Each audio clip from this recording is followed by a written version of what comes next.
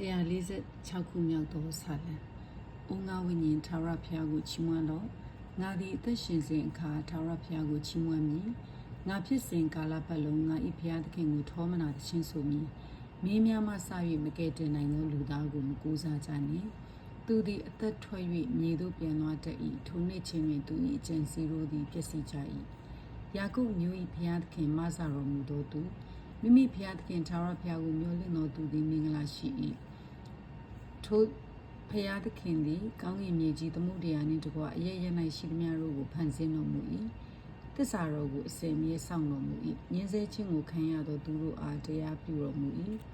နှက်မော့သောသူတို့ကိုကျွေးမွေးတော်မူ၏ထာဝရဘုရားသည်ချုပ်ထားခြင်းကိုခံရသောသူတို့ကိုလွတ်တော်မူ၏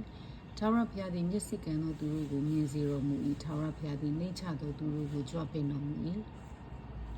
ထာဝရဘုရားသည်ဖြောင့်မတ်သောသူတို့ကိုချစ်တော်မူ၏ထာဝရဘုရားသည်ဧည့်သည်တို့ကိုစောင့်မတော်မူ၍မုတ်ဆိုးမနှင့်မိဘမရှိသောသူတို့ကိုထောက်မတော်မူ၏